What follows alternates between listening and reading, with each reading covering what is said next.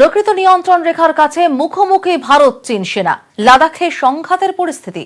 জাতীয় নিরাপত্তা উপদেষ্টা, চিফ অফ ডিফেন্স স্টাফ এবং সেনা ৩ বাহিনীর প্রধানকে নিয়ে জরুরি বৈঠক প্রধানমন্ত্রীর।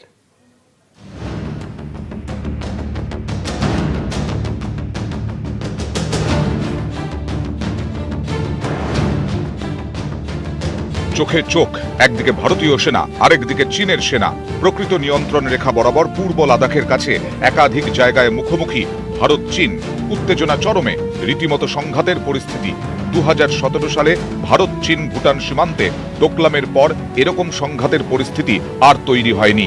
তবে বিশেষজ্ঞরা বলছেন, প্রকৃত নিয়ন্ত্রণ রেখার কাছে এবার চীনা সেনার তৎপরতা আগের বারের চেয়ে একেবারেই অন্যরকম। বেজিং 2 থেকে 2,500 সেনা মোতায়েন করেছে লাদাখের প্যাংগং, সো এবং গালওয়ান উপত্যকায়। গালওয়ানে বেজিং বাংকার তৈরিরও চেষ্টা চালাচ্ছে বলে খবর। সেনা সূত্রে খবর, পাল্টা ভারতও বাড়তি সেনা মোতায়েন করেছে। প্রকৃত নিয়ন্ত্রণ রেখার কাছে বিভিন্ন এলাকা নিয়ে ভারত চীনের মতভেদ রয়েছে। সেখানে প্রায় চীনের বিরুদ্ধে অনুপ্রবেশের অভিযোগ ওঠে। তবে সামরিক বিশেষজ্ঞদের অনেকে মনে করেন, এবার প্রকৃত নিয়ন্ত্রণ রেখা বরাবর চীনা সেনার তৎপরতা যথেষ্ট উদ্বেগের। বিশেষ করে চীন যেভাবে গালওয়ান উপত্যকাকে টার্গেট করেছে, সেটা নয়াদিল্লির কাছে চিন্তার। কারণ এই এলাকা নিয়ে ভারত চীনের মধ্যে কোনো বিরোধ ছিল না। বেশ কয়েকটি গুরুত্বপূর্ণ এলাকায় চীনা সেনা ঢুকেছে। তার মধ্যে গালওয়ান উপত্যকায় চীনা সেনার সংখ্যা সবচেয়ে বেশি। উপত্যকার দারবুক, শায়ক ও দৌলত বেগ ওল্ডি রোডে চীনা সেনার সংখ্যা ক্রমেই বেড়েছে। নিজেদের উপস্থিতি জাহির করতে গত 2 সপ্তাহে এই গালওয়ান উপত্যকায় চীনের সেনা জওয়ানরা প্রায় 100টি তাঁবুও খাটিয়ে ফেলেছেন। ভারতীয় চৌকি KM-120-র আশপাশেও রয়েছে চীনা সেনা। পাল্টা ভারতও আগ্রাসী মনোভাব নিয়ে প্রকৃত নিয়ন্ত্রণ রেখা বরাবর নজরদারি চালাচ্ছে। পূর্ব লাদাখে এই পরিস্থিতির সূত্রপাত গত 5ই মে সন্ধ্যায় প্যাংগং সো এলাকায় চীনের সেনা জওয়ানদের সঙ্গে সংঘর্ষ হয় ভারতীয় সেনার। দুপক্ষ মিলিয়ে 100 জন সেনা আহত হন।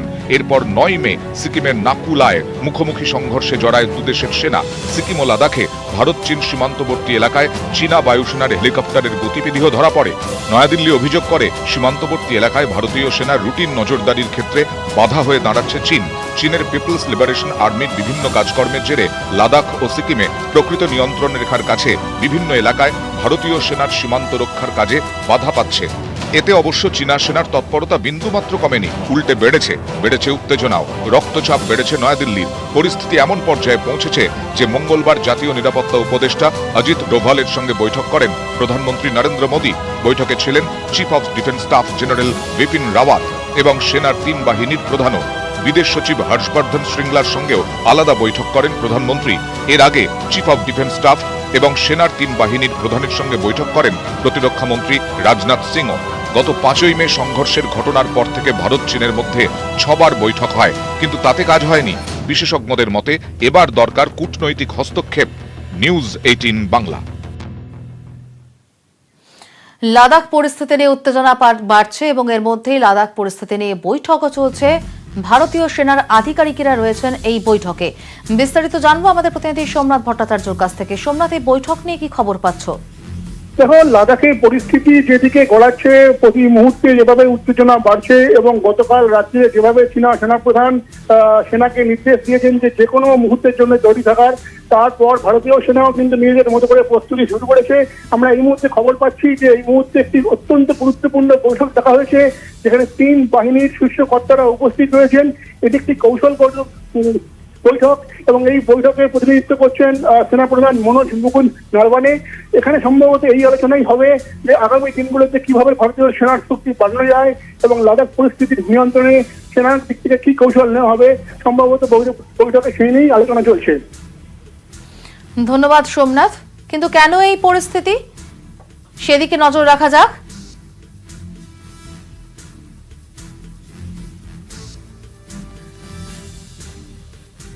ডোকলাম থেকে শিক্ষা নিয়ে সীমান্ত পরিকাঠামোয় নজর দেয় দিল্লি। প্রকৃত নিয়ন্ত্রণ রেখায় পৌঁছতে সড়ক যোগাযোগ তৈরি করা হয়। সেনা গতিবিধির প্রয়োজনীয় পরিকাঠামো তৈরি করা হয় ভারতের তরফে।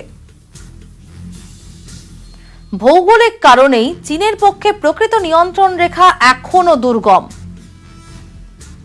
পাকিস্তানের সঙ্গে অর্থনৈতিক করিডর বানাচ্ছে চীন এবং যে কারণে এই অর্থনৈতিক করিডরের মধ্যে গিলগিট বালচিস্তান এলাকা পড়ে, যা চীন পাক অর্থনৈতিক করিডরের জন্য লাদাখ প্রয়োজন চীনের। কিন্তু 370 ধারা বাতিলে চীনের এই মনোবাঞ্ছা পূরণে বাধা পাচ্ছে চীন। কেন্দ্রশাসিত অঞ্চল এখন লাদাখ, ফলত দিল্লির সরাসরি নজর রয়েছে লাদাখে।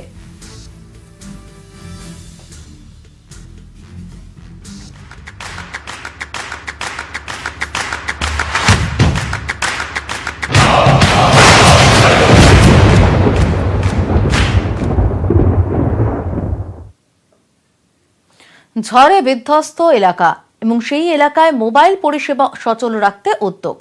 যে কোনো সার্ভিস প্রোভাইডারের সিগন্যাল ব্যবহার করতে পারবেন গ্রাহকেরা। ঝড়ে বিপর্যস্ত এলাকার জন্য এই ব্যবস্থা।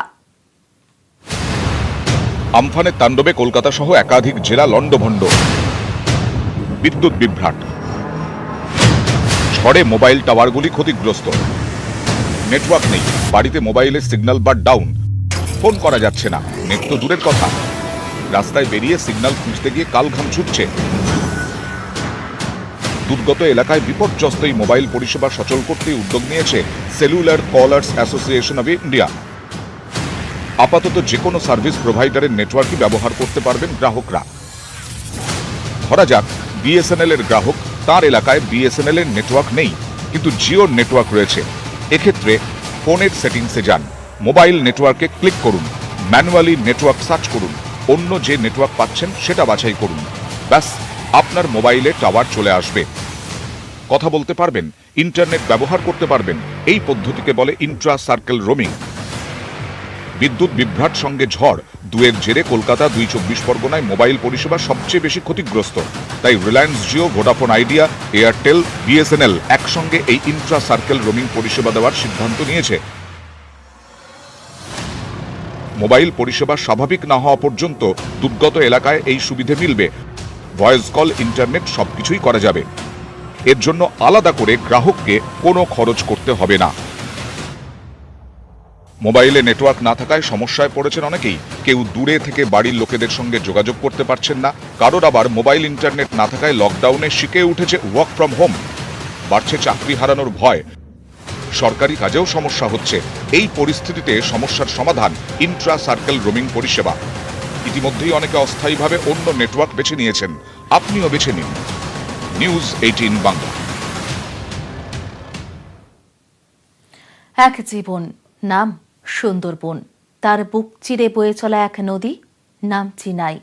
চিনাইয়ের পারে এক দ্বীপ, নাম মৌসুমী। আমফানের ঝাপটায় তছনছ হয়ে যাওয়া মৌসুমী।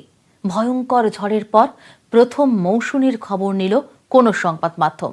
গ্রাউন্ড জিরোয় পৌঁছে সব হারানোর যন্ত্রণা দেখল, শুনল নিউজ 18 বাংলা। আমি চাঁদেরই সম্পান যদি পাই, 7 সাগরে পাড়ি দিয়া তরে নিয়া যায়।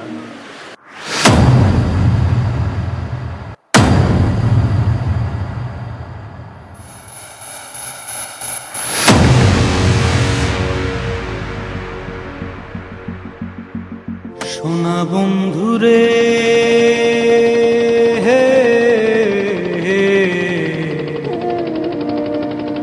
আমি তোমার নাম লইয়া কান্দি।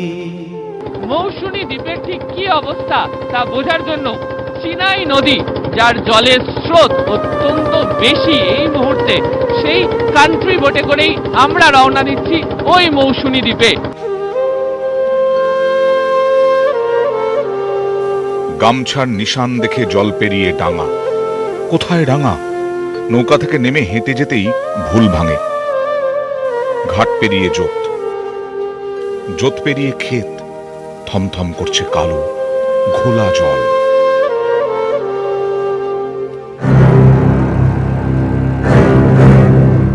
জীবন ছিল নদীর মতো, নদী এখন জীবন জুড়ে।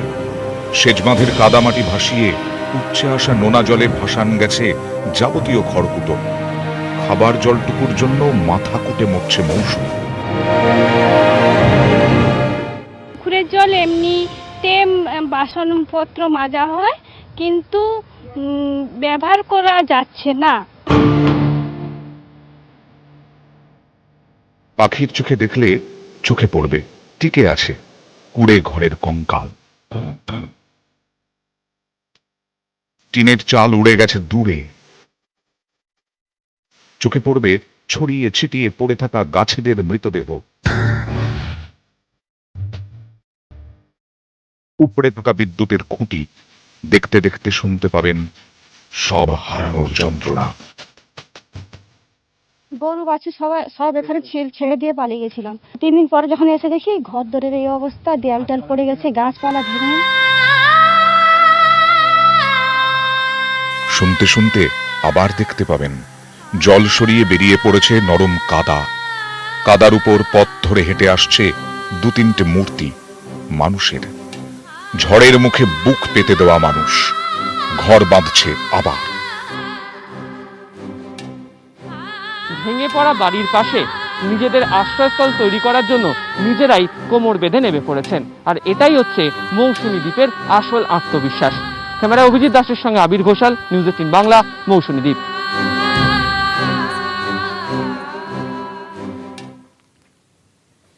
মৌসুমী দ্বীপে কয়েক ঘন্টা জেলের গল্প, চাষের গল্প, ক্ষেত খামার খাল বিলের বন্ধা হয়ে যাওয়ার গল্প শুনতে চাইতেই কয়েক ঘন্টায় সব উজাড় করে দেয় মৌসুমী।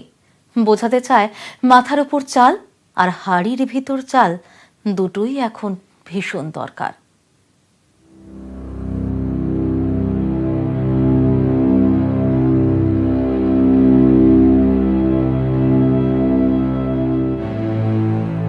হাওয়া এখন শান্ত।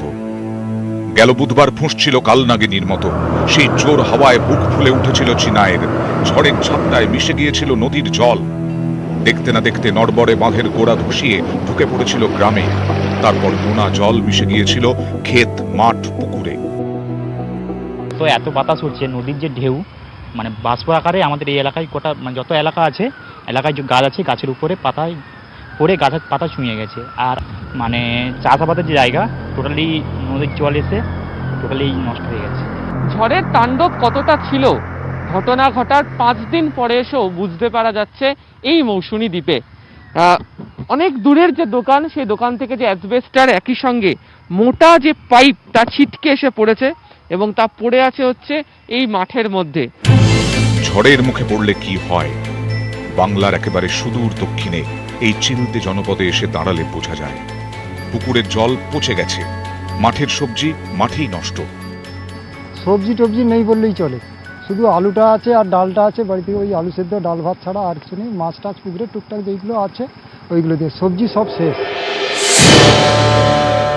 গাছগুলোর ঘাড় ধরে নুইয়ে দিয়েছে আমফান, যেন ভেঙে দিতে চেয়েছে মৌসুমীর মেরুদণ্ডটাই।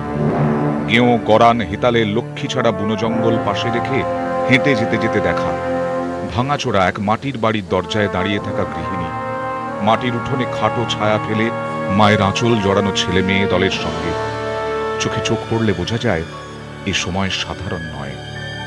গ্রামের শুকনো টিউবওয়েল থেকে একটু দূরে জাল বুনছিলেন একজন। সামনে বাঁকে বাঁধা অ্যালুমিনিয়ামের হাড়ি, খ্যাপলা হাতে কিশোর, মিন খুঁজছিল বোধহয়। চোখে পড়ে ছড়িয়ে ছিটিয়ে টুকরো টুকরো হয়ে যাওয়া কেরোস্থালি।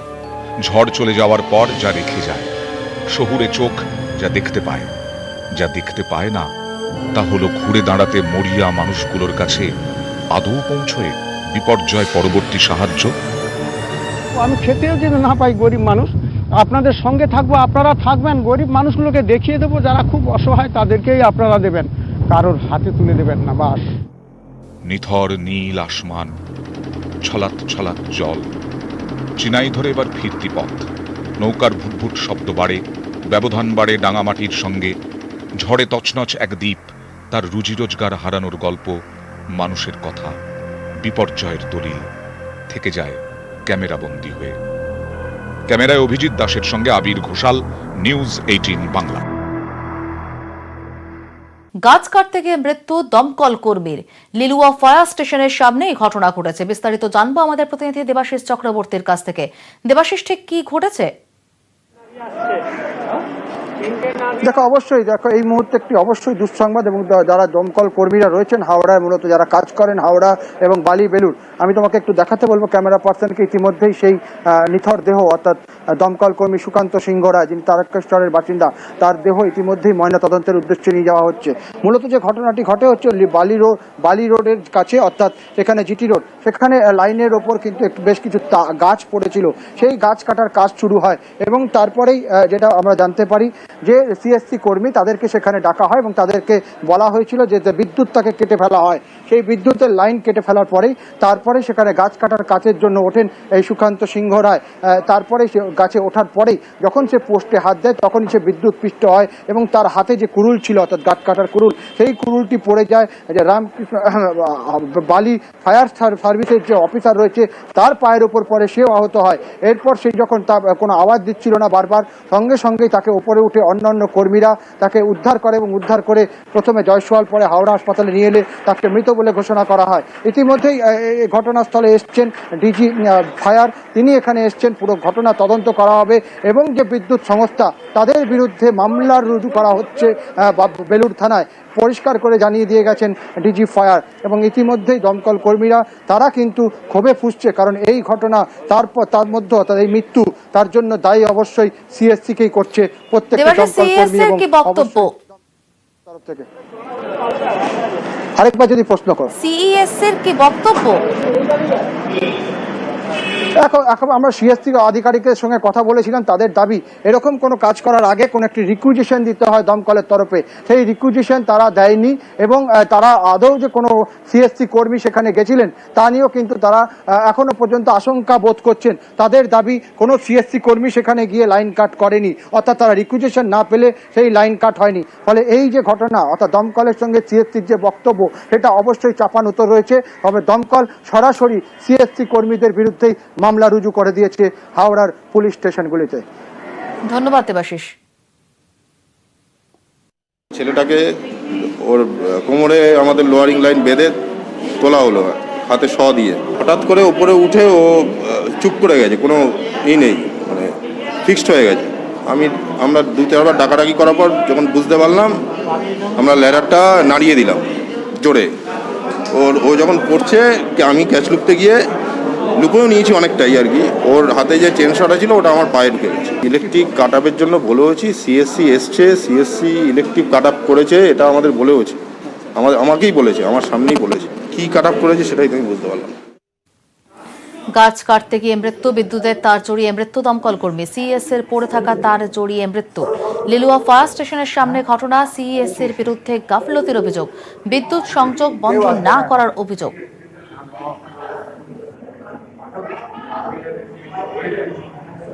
করার সময় এটা দুর্ঘটনা হয়েছে, তো দুর্ঘটনাতে আমাদের এক সহকর্মী যা আছে মারা গেছে। এটা যা আছে তদন্ত সাপেক্ষ বিষয়, অলরেডি একটা এফআইআর করা হয়েছে, এফআইআর এর তদন্ত হবে, তদন্তের পরে এফআইআর করেছি আমরা, যা আছে যারা ইলেকট্রিসিটির লোকজন আছে তাদের বিরুদ্ধে করেছি যা আছে।